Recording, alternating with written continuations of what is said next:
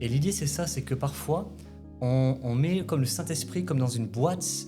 Et ça arrive tellement souvent, trop souvent. On met le Saint-Esprit dans une boîte, on a un programme, on fait les choses à notre façon. Et en fait, ça c'est vrai, hein, quand on fait silence, la tête, ça tourne. Et donc c'est de discipliner notre esprit pour pouvoir fixer sur Jésus et attendre une réponse. Comment s'est passé le passage entre tu baignes dans les valeurs du Dieu de tes parents, Ouais. mais comment le Dieu de tes parents devient ton Dieu? On n'est pas appelé à vivre une vie plate. Dieu n'est pas quelqu'un d'ennuyeux. Dieu est créateur, il initie. Moi, c'est Jonathan. J'ai l'occasion de voyager dans pas mal de pays et je rencontre des femmes et des hommes passionnés par Dieu. Ces personnes semblent vivre quelque chose de plus dans leur relation avec le Christ, quelque chose de puissant. Alors, j'ai décidé de partir à la recherche de ce plus en faisant des interviews et aussi en étudiant l'histoire de différents ministères des siècles passés. Suivez-moi dans cette aventure à la poursuite du momentum de Dieu. Bonjour et bienvenue sur ce premier épisode du Podcaster. Aujourd'hui, j'ai le plaisir de recevoir quelqu'un qui a un magnifique prénom, qui s'appelle Jonathan. Je me permets de te tutoyer puisque déjà on se connaît, on Sûr, travaille oui. ensemble. Ouais. Et je te remercie de venir inaugurer ce podcast et prendre le risque de faire ce premier enregistrement avec moi. Et donc, Jonathan, tu fais pas mal de choses à 27 ans, bientôt 28 à ce qui paraît. Tu as un fardeau pour la jeunesse, tu aimes la guérison, tu travailles pour un ministère, en fait, tu es vraiment multicasquette. Du coup, comment est-ce que tu te présentes? Oui, bah déjà merci pour l'invitation. C'est vraiment une joie de partager ce temps avec toi, Jonathan. Euh, alors effectivement, je suis impliqué dans différentes sphères de vie à ce jour. Alors comme tu l'as souligné, j'ai un fardeau pour la jeunesse, pour la jeune génération depuis des années. J'ai ça sur mon cœur. Et donc j'œuvre activement pour cela au sein d'églises locales, d'événements. Enfin bref, il y a différents, enfin, aussi au travers des réseaux sociaux, mais il y a différentes sphères sur lesquelles j'œuvre au niveau de la jeunesse.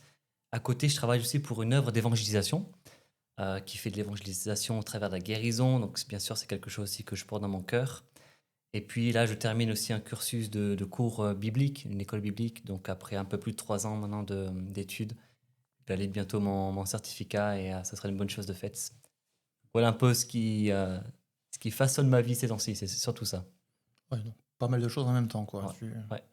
Ok, du coup, j'ai fait un petit peu des recherches. Sur Instagram, tu as 2600 followers. Mm. Sur TikTok, tu as dépassé les 90 000. Je viens de voir. Ouais, récemment, oui. Félicitations. Mm. Merci. Du coup, voilà, tu es pas mal présent sur ces réseaux pour essayer, ce que tu disais, d'atteindre la jeunesse, de Mm. parler de guérison, d'intimité. Mais on a l'impression que ça fait partie de ta vie de tous les jours. Mais tu as grandi dans une famille chrétienne. Comment ça s'est passé? Comment tu as grandi? Ouais, tout à fait. En fait, j'ai un frère et avec mon frère, on a baigné vraiment dans cette culture-là, chrétienne, de la foi, du christianisme. On a baigné dedans parce que nos parents sont pasteurs. Et donc, on est né dans une famille chrétienne, une famille de pasteurs donc, qui étaient dans le ministère. Donc, forcément, on nous a inculqué toutes les valeurs, les principes bibliques, tout ce qui est en rapport avec la foi, en fait, hein. On nous a vraiment éduqués dedans. Et on a grandi avec ça. Et chemin faisant, eh bien, après, on a reçu la même éducation que mon frère. On est allé dans les mêmes endroits, les mêmes écoles. Enfin, on a reçu tout pareil, sauf que on a vu que même en vivant les mêmes choses, en fait, on peut avoir deux chemins différents. On a eu deux chemins différents avec mon frère. Et voilà, ça montre juste que c'est pas parce qu'on est né au même endroit, qu'on a vécu les mêmes choses, que forcément on a un chemin tout tracé, parfaitement identique. Non. Ça, après, il y a des choix de vie, il y a des relations qui font que on va aller plus d'un côté ou de l'autre. Mais c'est ça. Donc, on a vraiment baigné avec ça. Et nos parents nous ont vraiment gâtés, bénis. Et je crois aussi que ça nous a beaucoup protégés d'avoir ces valeurs-là. C'est pas parce que on nous inculque des principes et qu'on grandit dans le domaine de la foi qu'on est forcément protégé de tout. Mais je crois quand même qu'il y a quelque chose qui nous garde au fond de nous. Parce qu'on nous enseigne cela, on peut discerner par exemple le bien et le mal. On peut discerner quand on est par exemple entre de bonnes compagnies ou de mauvaises compagnies. Et donc je crois qu'à de multiples reprises, ça nous a quand même beaucoup protégés. Et du coup, donc tu as vécu dans une famille chrétienne, donc avec des valeurs chrétiennes, ce que tu es en train de dire. Ouais. Euh, et comment s'est passé le passage entre... tu baignes dans les valeurs du Dieu de tes parents, Ouais. mais comment le Dieu de tes parents devient ton Dieu? Hmm. Ça, c'est formidable comme question parce que c'est pas parce on est dans une famille chrétienne qu'on est chrétien. C'est un choix personnel.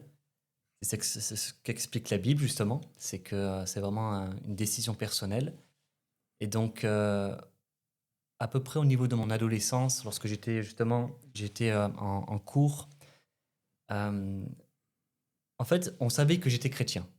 On savait que mon père était pasteur. Des fois, on disait même, ouais, ton père, il est prêtre, curé, de ça. Non, il est pasteur.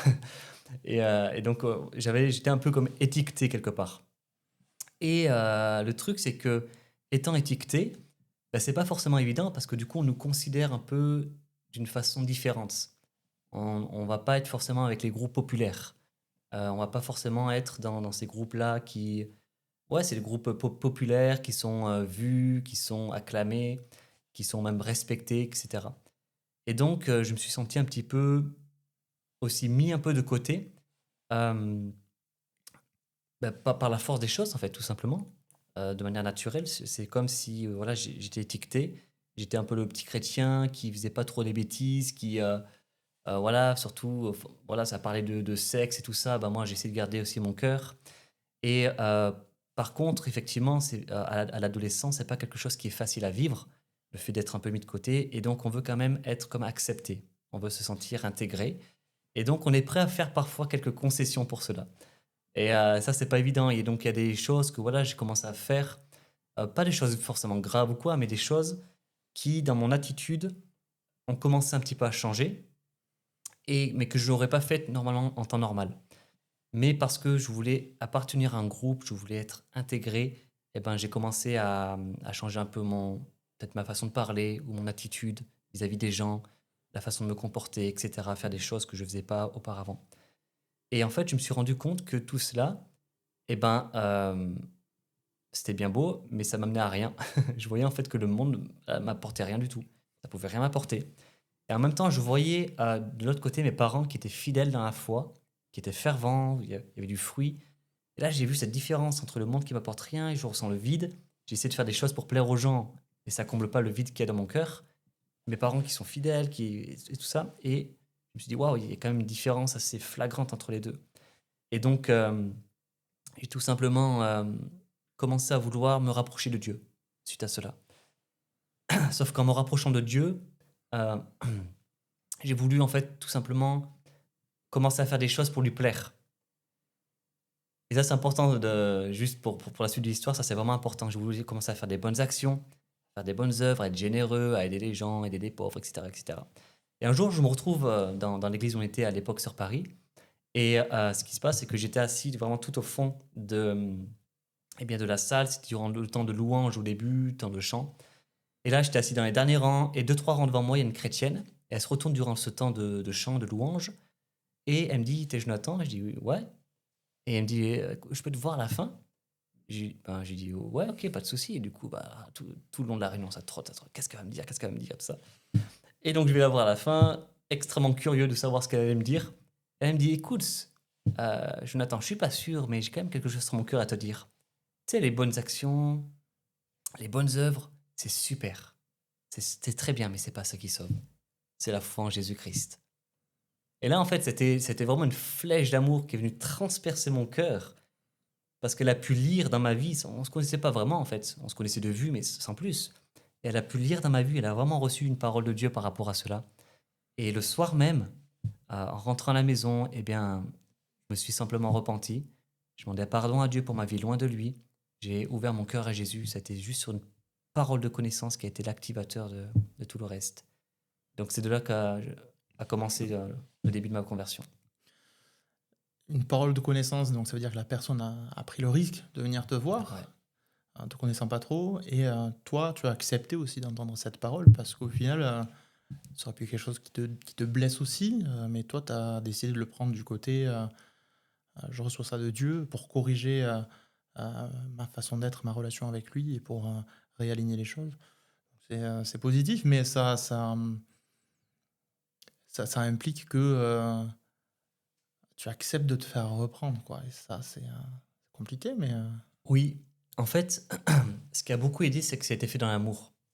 Et dans la façon dont cette personne a pu partager cette parole, il y avait vraiment de l'amour derrière. Vraiment avec ce cœur de tu essaies de bien faire les choses, mais je veux t'amener sur vraiment le véritable chemin là, qui va vraiment te sauver et qui va te permettre d'accéder à un autre niveau, quoi. Et donc, c'était vraiment empreint d'amour, sa parole. Et puis, effectivement, il fallait la recevoir. Il fallait ce cœur qui soit ouvert, suffisamment humble pour recevoir cela. Mais il n'y a aucun regret, ça, c'est sûr.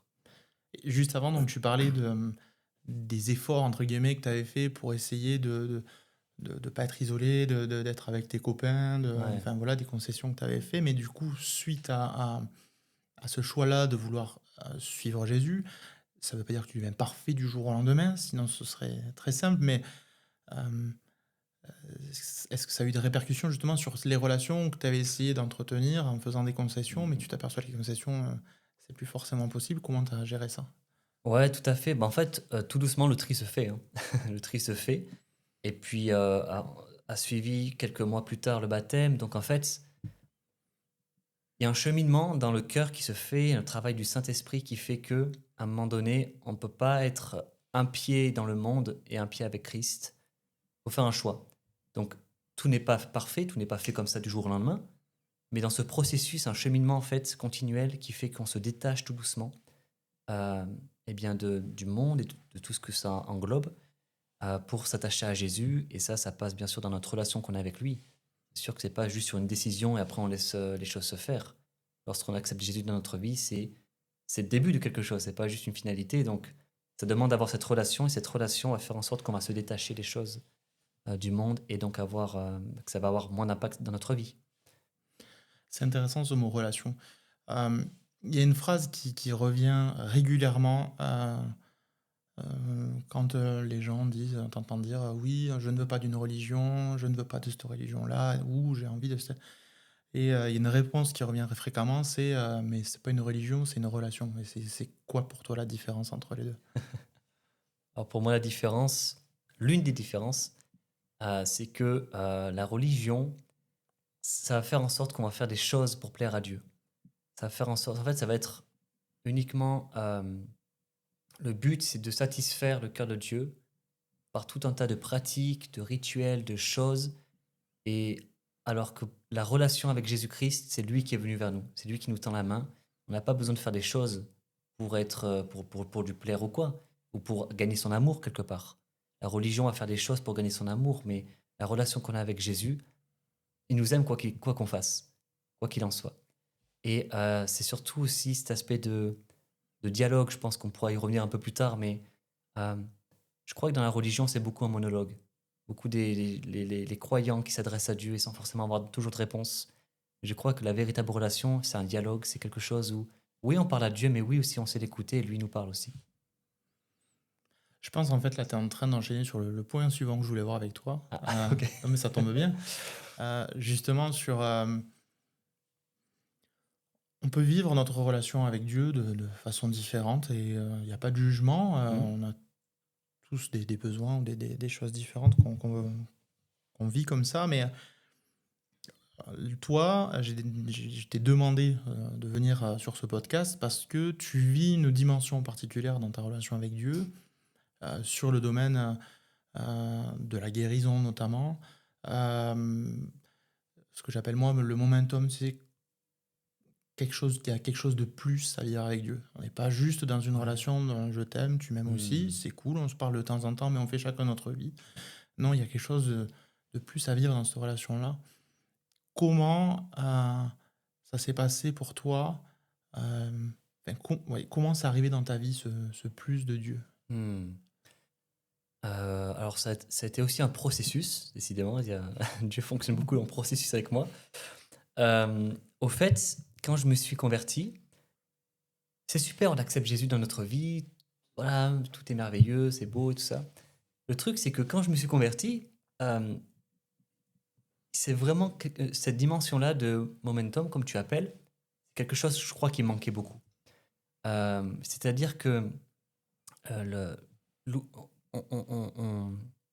on aimait Jésus, on vient à l'église, on le sert, etc. Mais il y a comme une dimension à laquelle on pourrait avoir accès, mais qu'on n'a pas accès. Pourquoi? Je ne sais pas, peut-être parce qu'on ne le vivait pas à l'époque, là où j'étais.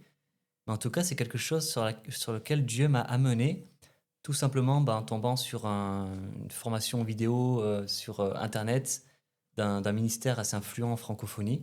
Tu peux dire le nom, hein, y a pas de souci. C'est David Terry. David Terry qui m'a beaucoup impacté. Et en fait, je ne connaissais pas David Terry. Et je vois qu'il y a une formation, à l'époque c'était sur le Top Chrétien, et qui était Comment entendre la voix de Dieu.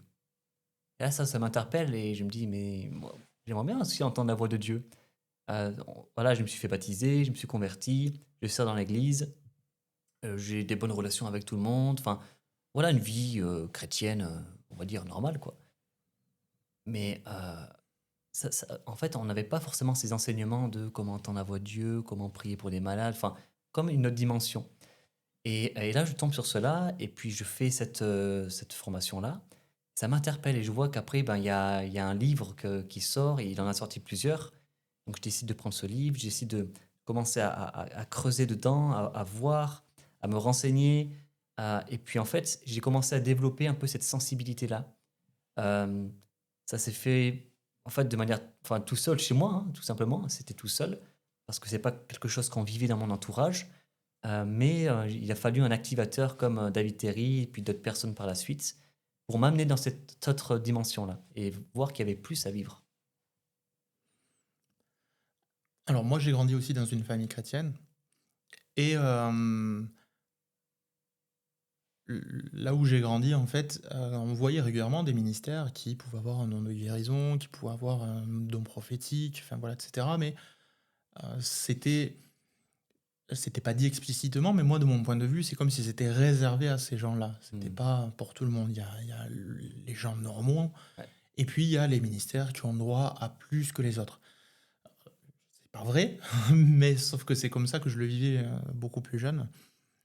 Toi, ça a été facile de te dire, bah oui, c'est pour moi, personne lambda, j'ai le droit de vivre ça dans ma relation avec Dieu. Ça a été facile parce que euh, j'ai reçu les bons enseignements. Et je crois que ça, c'est une clé vraiment importante parce que parfois, on va mettre un joug sur des personnes en disant c'est pas pour toi, t'es pas fait pour ci, t'es pas fait pour ça. Alors que parfois, c'est faux. Parfois, on est juste fait et pré-câblé pour cela. Et parce qu'on reçoit des mauvaises informations ou des mauvais enseignements, ça fait qu'on se prive d'une mesure, en fait, de connexion, de relation avec Dieu. Et je suis d'accord sur ce que tu dis. C'est un peu un sentiment aussi que j'avais à l'époque en se disant waouh, ils sont tellement loin, tellement grands, c'est réservé pour eux. Et puis nous, ben voilà, on attend que ça se passe, quoi. Et mais en fait, je crois qu'il y a des choses qui sont faites vraiment pour tout le monde. Après, bien sûr, à différents niveaux de- d'onction, comme on appelle, ou de relation avec Dieu. Mais je crois qu'il y a des choses comme entendre sa voix. Parce que Dieu parle, en fait. Dieu parle, tout simplement. On est fait, on a été créé pour être en communion avec notre Créateur, avec Dieu. Donc ça, c'est tout réservé pour tous les chrétiens, tous ceux qui ont donné leur vie à Jésus. Ils peuvent entendre la voix de Dieu. Et ça, c'est des choses, je pense, c'est important de les enseigner. Et c'est les enseignements que j'ai pu recevoir. Et donc, je me suis mis en mouvement pour commencer à essayer d'entendre la voix de Dieu, discerner sa voix. Et c'est ça, c'est un cheminement, ouais. Et du coup, concrètement, toi, dans ta vie personnelle, comment ça se passe? Entendre la voix de Dieu, ça veut dire quoi? Parce qu'au final, on peut le dire et ça peut sembler vraiment abstrait pour certaines personnes. Ouais. Pour toi, ça veut dire quoi? Alors, en fait, plus j'avance et plus je me rends compte qu'il y a tellement de moyens différents par lesquels Dieu parle et que j'en découvre et que j'en ai encore découvert, enfin expérimenté là dans ces derniers mois, des choses toutes nouvelles que j'avais jamais vécues. Mais premièrement, et ça je pense tout le monde le dira, c'est bien sûr au travers de la Bible. Ça c'est la base de la base de la base de la base. On ne peut pas commencer à chercher des trucs sans que ce soit un raccord sur la Bible. Donc pour connaître notre Dieu, eh bien, il faut connaître sa parole, il faut l'ouvrir, il faut la méditer. Pas juste lire, c'est vraiment la méditer, chercher en profondeur. Je crois que quand on prend le temps aussi Des fois, on va lire un chapitre comme cela, mais quand on prend le temps de s'arrêter et de chercher de comprendre et d'écouter, de rester en silence même par rapport à un passage qu'on a lu, ou de comprendre voilà, le contexte dans lequel ça a été écrit, tout ça, ça va nous parler. Donc je crois que c'est important de s'arrêter, de prendre au sérieux la parole de Dieu et de creuser dedans. Après, ça va être durant des temps de silence, où parce que le Saint-Esprit vit en nous, eh bien, il va parler à notre esprit, et donc on peut avoir des pensées spontanées, des images. Moi, ça m'arrive des fois d'avoir des images mentales, dernièrement, j'en ai eu plusieurs. Ça peut être un mot sur mon cœur, quelque chose comme une impulsion sur mon cœur. Pour donner un témoignage tout récemment, euh, j'étais dans le village dans lequel je suis, et je me baladais, et puis tout d'un coup, je passais devant le maire de mon village que j'avais jamais vraiment rencontré, on n'avait jamais parlé ensemble.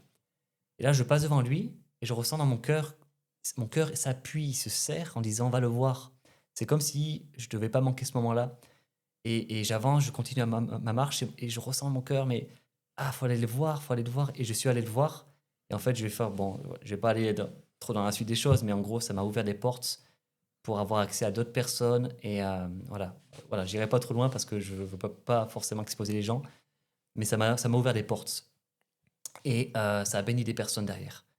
Et en fait, c'était juste quelque chose sur mon cœur qui a appuyé, qui me serrait. Et en fait, c'est ça, c'est tout simplement des choses comme ça par lesquelles le Saint-Esprit veut nous parler. Et il nous faut être aussi attentif à ça. Ouais. Est-ce que c'est facile pour toi de, à nouveau, je vais le dire, prendre le risque? Genre là, tu dis, voilà, je sentais vraiment qu'il fallait que j'aille le voir, mais ok, le passage à l'acte, c'est toi qui dois le faire. Oh là là. Est-ce que c'est facile à faire pour toi ou pas ou, C'est pas facile du tout. C'est une galère. Non, parce que faut de l'audace, au fait. Faut vraiment de l'audace. Je pense pas que c'était facile pour le disciple Pierre de marcher sur les eaux, mais ça a été le seul à vivre le miraculeux, là où les 11 autres étaient dans la barque, à le regarder. Et parce que lui, il s'est mis en mouvement, en fait, il a vécu des choses que tous les autres n'ont pas vécues. Alors, je pense qu'il faut savoir se mettre en mouvement, mais ça, c'est facile de le dire. Mais même, en réalité, même moi, je galère. Hein. Trop de fois, encore aujourd'hui, là, au moment où on fait ce podcast, c'est sûr que c'est pas du tout facile tous les jours. Parfois, j'arrive, parfois, j'arrive pas, et je dis pardon, Seigneur, pardon, Saint-Esprit. Aide-moi, en fait, travaille mon cœur, et aide-moi à mourir à moi-même, là, pour que le regard des gens, tout ça, ça saute, la façon dont je vais être perçu, tout ça, ça soit enlevé. Et ça, c'est un travail, vraiment, c'est pas évident, non, pas toujours. au final, en fait, tu viens de le dire, le seul risque, c'est de te tromper et dans ce cas-là, d'être ridicule. Après, c'est juste ton ego qui prend. Voilà, c'est ça.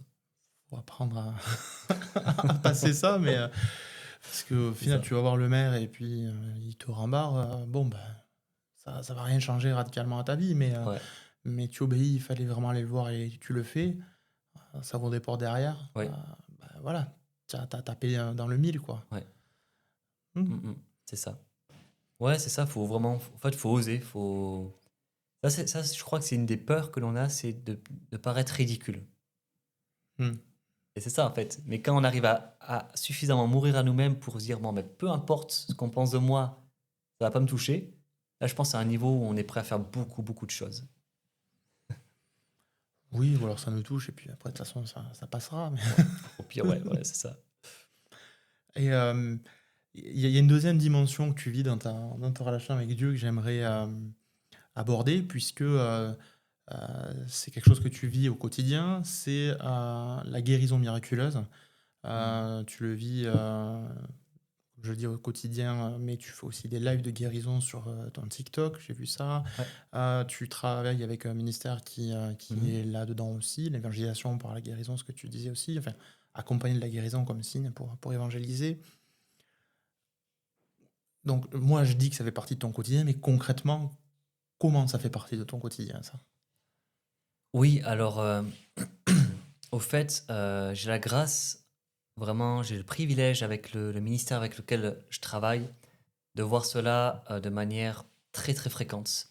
C'est-à-dire que sur des événements, sur des soirées d'évangélisation, euh, en ligne aussi, au travers d'événements en ligne que l'on fait, en fait, on voit tout un tas de personnes être touchées par la guérison.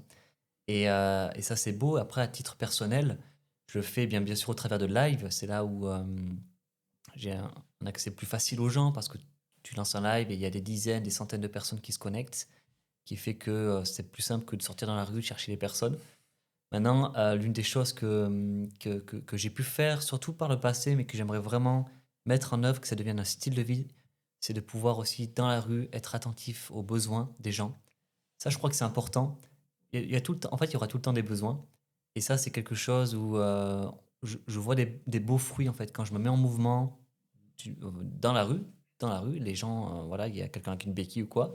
J'ai déjà vu des choses formidables prendre place, des guérisons vraiment surnaturelles de Dieu. Et donc, je crois que là, les gens sont touchés, que c'est une porte ouverte pour prêcher l'évangile aussi. C'est plus comme ça que ça se manifeste dans ma vie. Donc, ce serait à utiliser comme un outil où tu te Ouais. sers de la guérison pour, comme première accroche pour ensuite pouvoir parler de Dieu et donner la possibilité de le rencontrer personnellement Ouais. aux personnes qui sont là, quoi. Au fait, il y a des gens qui vont pas être touchés forcément par les paroles, mais en s'intéressant d'abord à eux-mêmes, en s'intéressant à leurs besoins, à leurs conditions physiques, où leur santé peut-être est atteinte, et en voyant quelque chose, parce que quand la personne est guérie en live, c'est une preuve là. Et la personne, elle peut pas dire grand-chose, c'est juste, elle vit la guérison, où elle sent par exemple une manifestation du Saint-Esprit dans son corps, quelque chose, sa présence. Euh, c'est quelque chose qu'on peut pas nier. Donc il n'y a pas le choix en fait que de reconnaître qu'il y a quelque chose qui s'est passé. Et lorsque c'est cela, ben, le cœur s'ouvre. Et là, c'est comme une voie privilégiée pour prêcher l'évangile. Donc c'est ça, c'est je pense dans la Bible, je sais pas si c'est l'apôtre Paul ou quoi, mais dans le Nouveau Testament, ça dit que euh, sa prédication ne reposait pas que sur les discours de la sagesse, mais sur une démonstration de puissance. Donc je crois que c'est la différence entre aussi beaucoup de religions. C'est que le Dieu que l'on sert, nous, à Jésus-Christ, eh ben, il guérit. Et ça, on peut le prouver. On peut prier pour les gens et voir des guérisons. Est-ce que tu aurais un exemple de guérison, mais que tu as vécu ou vu toi Ouais. Ouais, j'en ai plein. Peut-être pas toutes, mais si tu en as deux, trois, on peut y aller, il y a le temps, il n'y a pas de Oui, souci. je me rappelle de cette fois-là où j'allais pour descendre dans la famille dans le sud. Et j'étais en région parisienne et là, je devais prendre le train.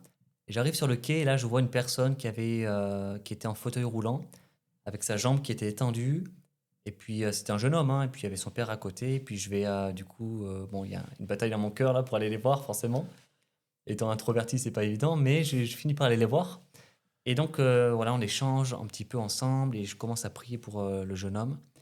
Et là, bah, en fait, au même moment, le train, il arrive. Donc, je dis, bah, écoutez, prenez mon numéro et puis vous m'écrivez là si y a quelque chose qui se passe. Et donc, bah, il prend mon numéro, le train, il part. Et je pense que c'est 1 ou 2 jours après où le père en question, il m'écrit et commence ce message. C'est fou ce qu'il dit. Il dit, je ne sais pas, enfin, il dit bonjour Jonathan, je ne sais pas si vous êtes le Christ ressuscité, mais les prières que vous avez faites, tout ça, que vous avez faites envers Dieu, ben, se sont enfin, elles ont porté leurs fruits, quoi. En gros, il dit ça. Je paraphrase bien sûr, mais ça m'avait bien marqué. Et en fait, c'est beau parce que ce jeune-là qui était en fauteuil roulant, qui avait un problème, je pense qu'il avait la jambe cassée, un truc comme ça, en fait, c'était restauré extrêmement rapidement, quoi. Et ouais, 1 ou 2 jours après, en fait, le père qui m'écrit, qui me dit, en fait, lui-même, il n'en revenait pas. Là, je me dis, waouh, ça c'est beau, ça c'est beau. Et là, il y avait pas, on n'était pas 36, hein, j'étais tout seul sur le quai avec eux, là. Et là, j'ai dû sortir de ma zone de confort pour aller prier pour eux, pour aller les accoster. Là, il y a deux choses que je trouve intéressantes. Donc, c'est effectivement, tu as sorti de ta zone de confort, tu as pris le risque d'aller les voir. Ouais. Et le retour du père, qu'il ait pris la peine de le faire, Oui, qu'il ait l'honnêteté de le faire, c'est cool parce que ça permet donc de témoigner de ce qui s'est passé, rendre la gloire à Dieu. Mais je... non, je veux pas mettre les mots dans ta bouche. Qu'est-ce que ça a provoqué chez toi d'avoir ce retour-là? alors beaucoup de joie, bien sûr. En fait, je peux pas trop expliquer le sentiment, parce qu'il faut le vivre pour comprendre. Mais c'était une joie et aussi un soulagement, une sorte de mélange là, un peu bizarre, mais très positif. et de se dire waouh, que ça a marché. Et eux, ils ont été touchés, ils ont été témoins de ce que Dieu a fait dans leur vie. Et ça, c'est beau, c'est parce qu'on peut prier pour les gens, mais s'il ne se passe rien, Hmm. bah, les gens, voilà, ça peut cogiter, ils peuvent douter, tout ça. Mais le fait qu'il soit passé quelque chose, et ça m'a beaucoup réjoui, de se dire, mais Dieu s'est manifesté pour eux, il leur a montré qu'il existait vraiment. C'était une joie immense, immense. Euh, Moi, quand ça m'arrive, alors c'est plutôt par rapport à des paroles d'encouragement, ou voilà, avec des mots spécifiques pour les gens, etc. Et quand la personne me dit que ça l'a touché, que c'était ce qu'elle avait besoin d'entendre, que ce mot particulier-là avait une résonance dans ce qu'elle était en train de dire, etc. Ouais, il y a la joie, mais tu sais, à chaque fois, il y a aussi le réconfort de waouh, c'est bon, Oui, je suis dans le bon aliment, ouais. ce que je dois dire avec Dieu, et tu sais, ça renforce ce que je suis en train de vivre et ça donne envie de continuer et d'essayer davantage. Et, du coup, ça semble facile pour toi, même si tu dis c'est un peu compliqué Ouais. d'y aller, mais voilà. Est-ce que tu aurais un conseil pour quelqu'un qui a envie d'essayer? Enfin voilà, à un moment donné, dans la Bible, il est marqué que Jésus est mort pour nos péchés et nos maladies. Les Yes. deux sont mis au même niveau. Donc, théoriquement, ça doit faire partie de notre relation avec Dieu. C'est pas une option. Et donc, quelqu'un qui voudrait du coup vivre cette dimension-là dans sa relation avec Dieu, vouloir rentrer là-dedans, est-ce que tu aurais un petit conseil, une clé? Je te dis pas un enseignement complet, mais au moins, tu sais, un premier truc pour passer le premier pas dans la guérison. Ouais. Euh, Déjà, je dirais de se rapprocher de ceux qui vivent cela, parce qu'il y a des atmosphères et des environnements qui vont nous activer ou pas. Et il y a des environnements, je sais, hein, mais en fait, il y a des endroits tout simplement où il y a l'incrédulité, où on prie jamais pour les malades ou quoi. Et du coup, on sait bien, ils font leur vie, tout ça, mais c'est difficile de se projeter, de pouvoir grandir dans cette dimension que l'on recherche en étant entouré de personnes qui vivent pas cela. Et la réalité, c'est qu'il y en a beaucoup qui vivent cela. Et l'encouragement que j'aimerais laisser, c'est de pouvoir se rapprocher déjà de ces personnes-là. Euh, Deuxièmement, c'est de pouvoir eh bien, lire la Bible, les évangiles particulièrement, et les actes, parce qu'il y a tout un tas de guérisons qui ont pris place, et Jésus nous montre, en fait, quelque part, la marche à suivre.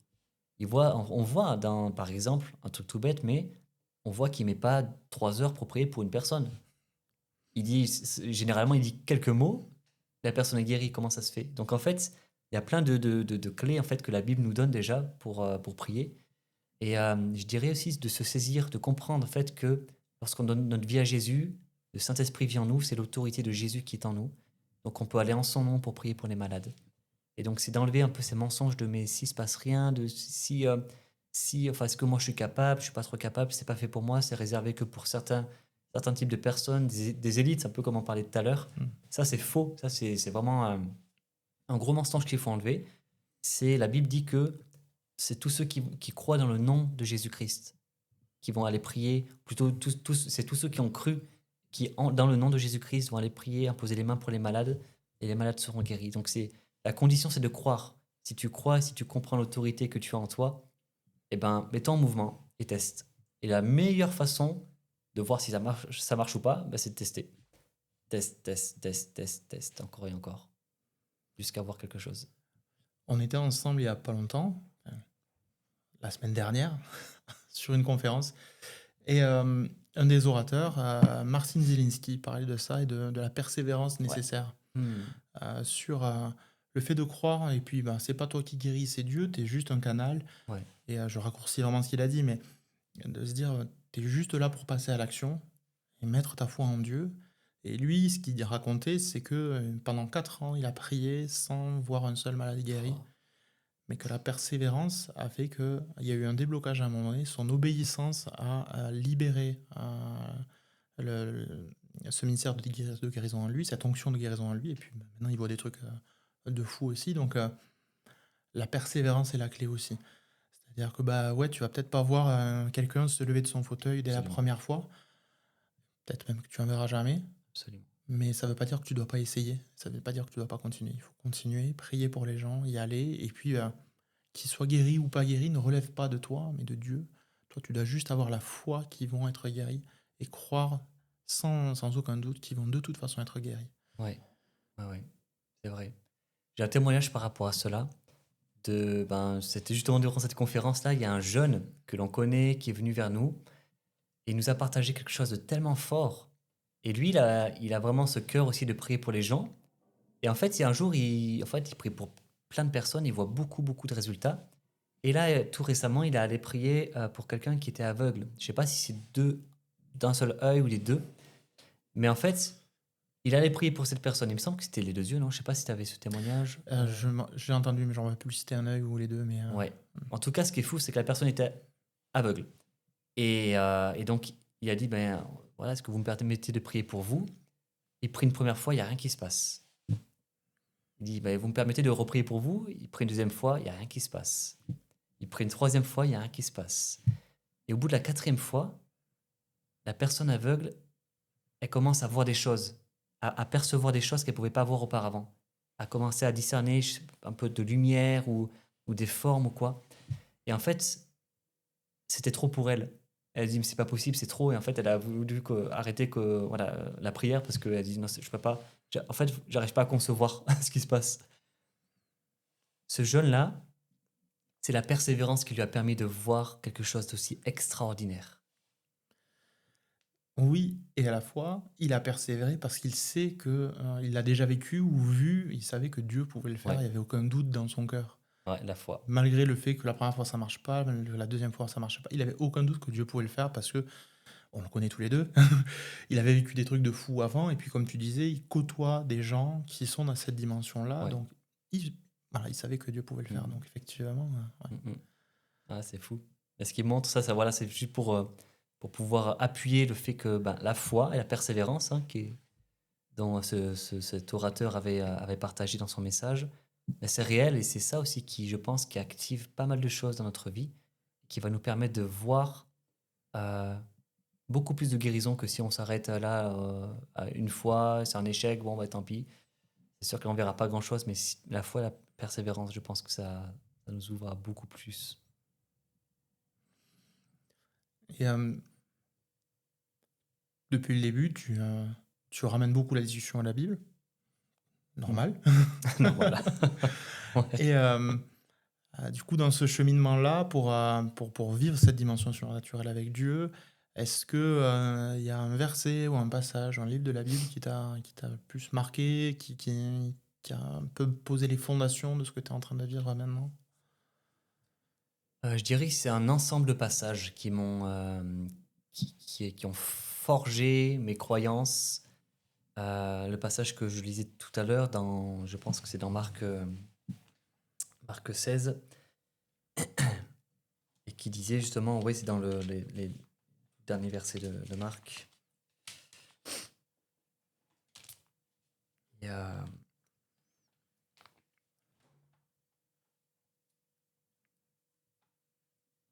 Je sais plus si c'est dans Marc ou, ou ailleurs. Mais en gros, le passage, euh, tout, je sais plus comment il dit le passage. Je suis désolé. C'est pas Marc, c'est peut-être Luc ou Jean, je sais plus. Mais en gros, c'est tous ceux tous ceux qui ont cru et c'est Jésus qui dit en mon nom, ils chasseront les démons, ils imposeront les mains aux malades, les malades seront guéris, buvront des breuvages mortels, ça ne leur fera pas un point de mal. Ça, c'est des choses que, en tant que chrétien et disciple, on est appelé à vivre. Donc ça c'est un peu les passages phares sur lesquels on peut s'appuyer. Mais je pense que toute la Bible et particulièrement les évangiles, en fait, appuient notre croyance, appuient le fait que la guérison c'est possible, appuient le fait que le surnaturel est possible. Lorsque Jésus il change l'eau en vin ou qu'il marche sur les eaux, ça c'est des choses, c'est pas commun. On est d'accord. C'est surnaturel, c'est miraculeux. Mais ça montre qu'il y a une dimension plus grande qui existe, que lui il a vécu, que même, pas seulement que lui, que des personnes qui le suivaient ont pu vivre. Lorsque on pense à Pierre qui marche et son ombre qui couvre quelques malades et les malades sont guéris, et par son ombre. Dire, c'est même pas par la prière ou en posant les mains et tout ça, c'est de l'ombre. Donc en fait, il y a une dimension qui est là, qui fait qu'il y a plus à vivre et qui nous plonge dans ce climat aussi de foi.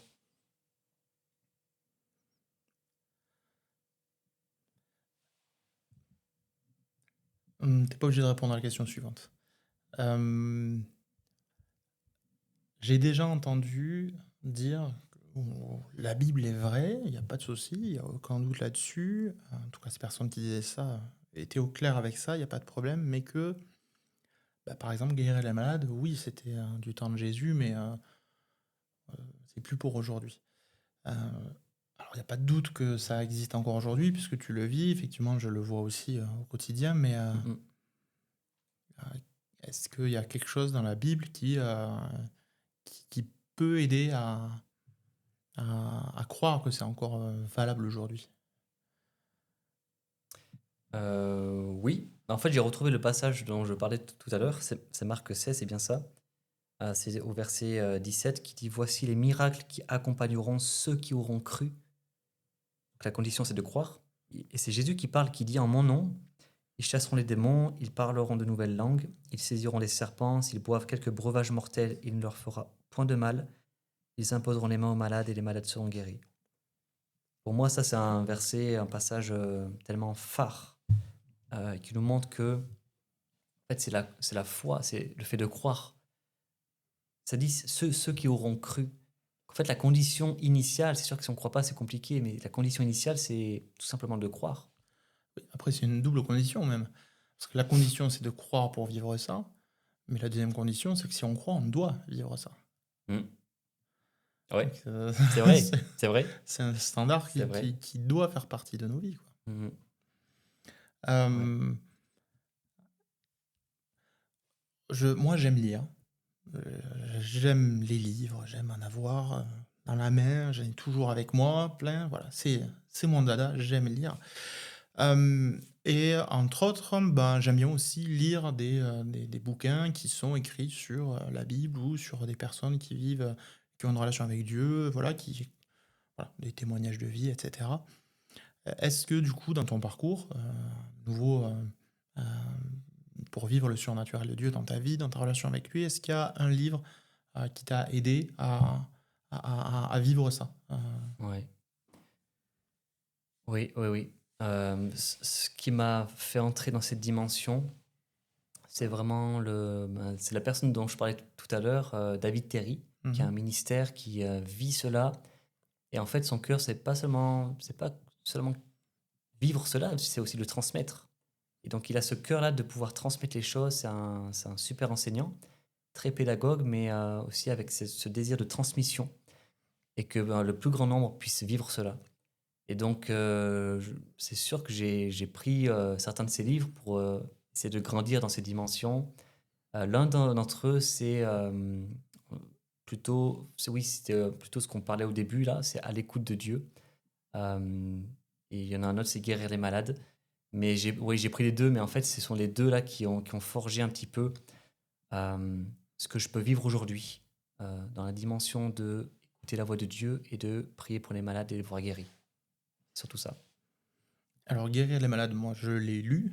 Celui-là, je le connais un peu plus. Ce que j'ai aimé dedans, c'est l'aspect très didactique et Ouais, pédagogique. absolument. C'est pas juste de la théorie pure et inaccessible. Déjà, c'est de la théorie, enfin, de la théologie, pardon, qui est accessible, qui est vraiment Ouais. facile à comprendre, mais il fait en sorte de te faire passer à l'action aussi. À chaque Ouais, fois, il y a un petit petit défi défi, ouais.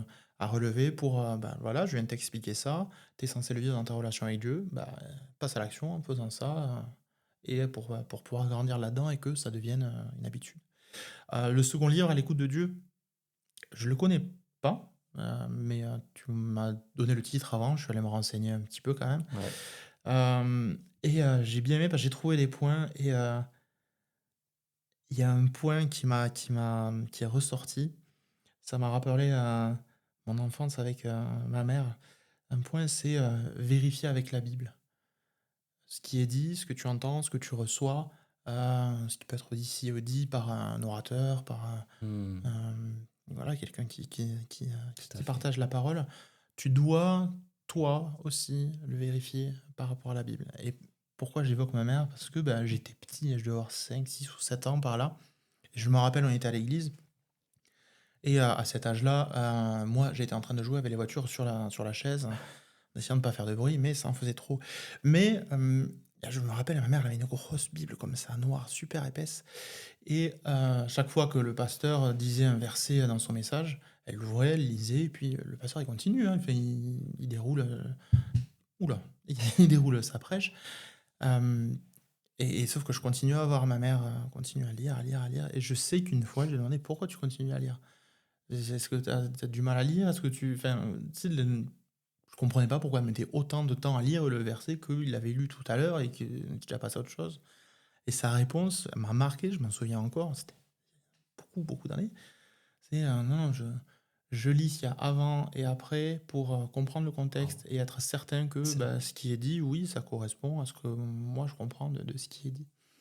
Et c'est en ça, tu sais, la responsabilité de chacun d'aller vérifier dans la Bible, dans la parole de Dieu, ce que tu peux recevoir, ce que tu peux entendre, et pas laisser la responsabilité à d'autres Ouais. sur cette partie-là. Mhm. Oui, c'est un petit peu. Ça, c'est super. Je crois qu'il y en a beaucoup qui le font pas.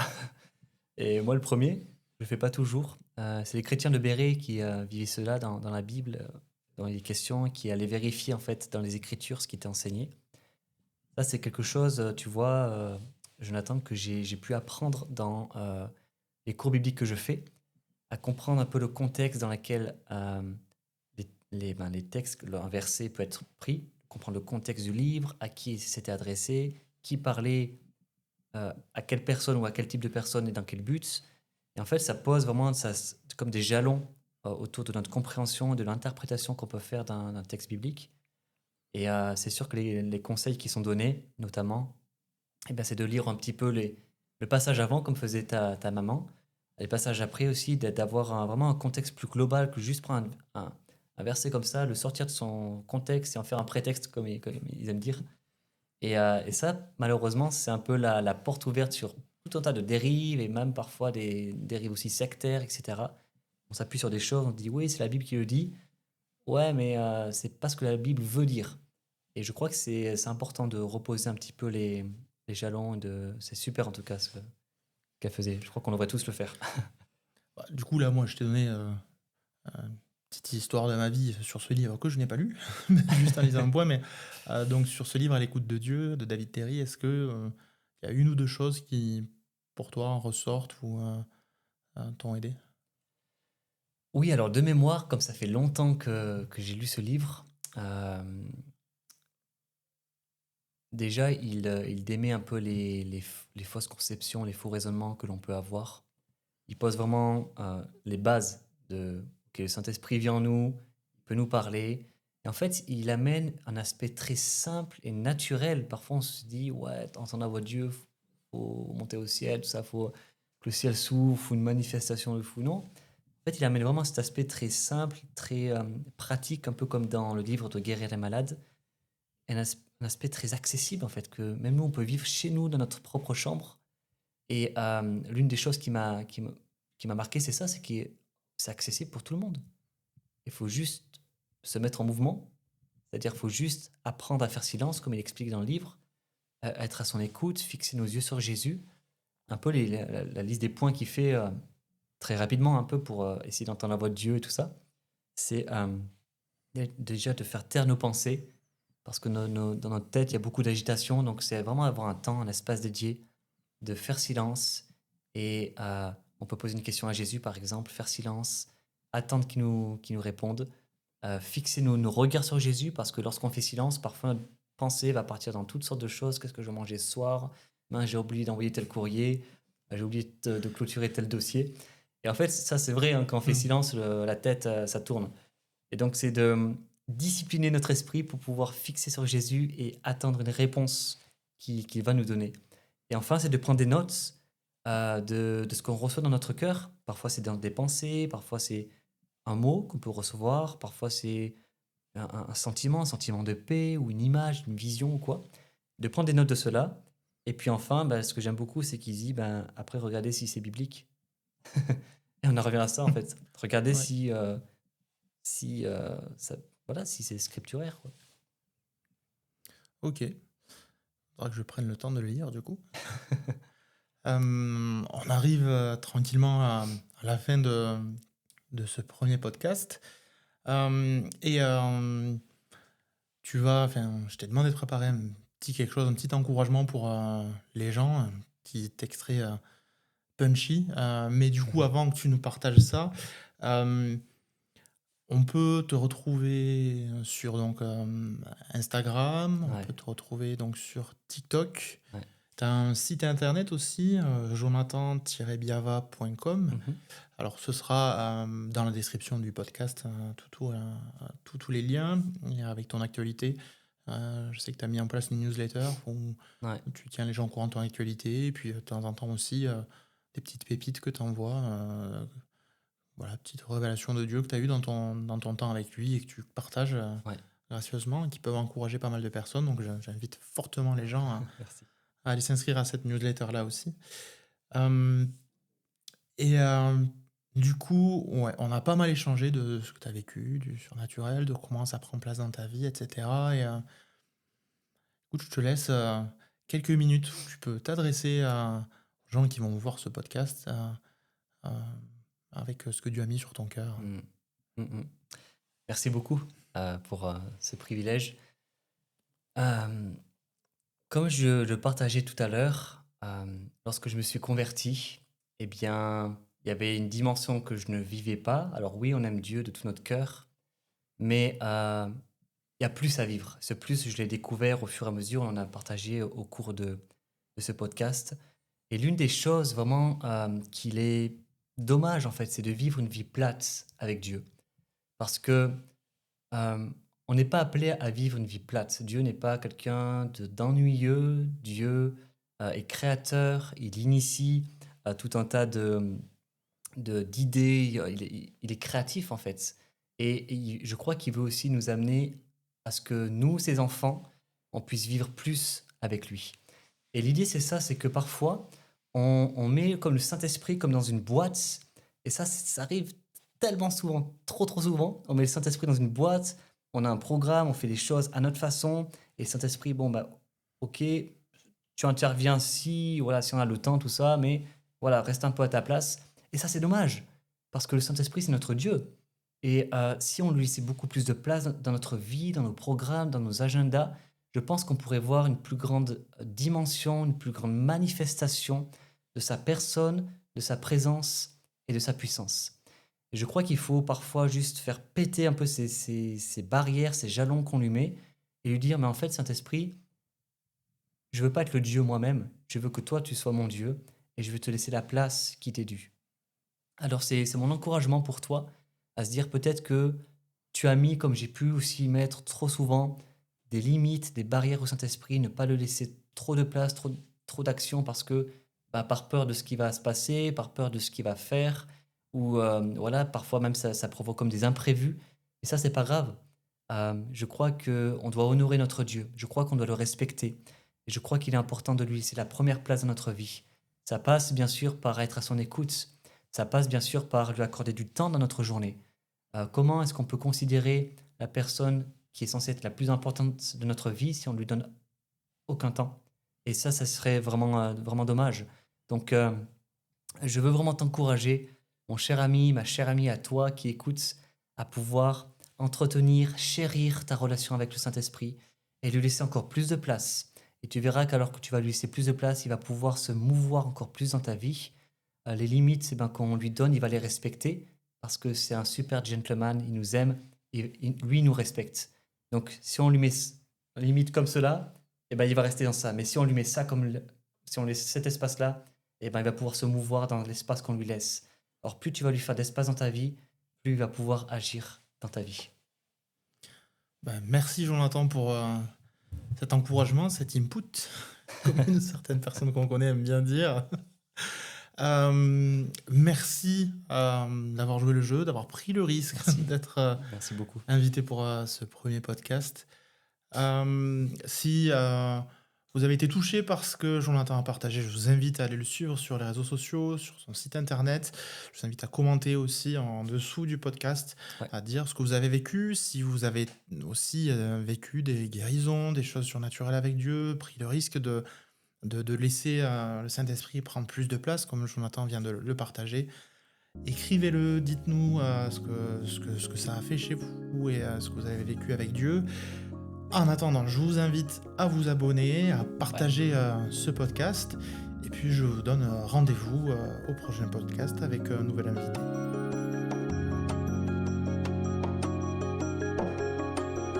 Ah, le bêtisier, je crois que tu l'as avec... Non, j'ai bugué sur... En fait, j'ai préparé un verset, mais c'était pas du tout... Non, mais en plus, je connais bien ce verset. Mais en plus, je l'avais sous les yeux. J'étais sur la bonne page. Oui, j'étais sur la bonne page. Je cherchais, mais j'ai vu... Enfin, j'avais les yeux un peu trop hauts. Il fallait juste que je descende un peu. Je connais un bon ophtalmo si tu as besoin. Non, je vois bien. Alors, les gars, moi, je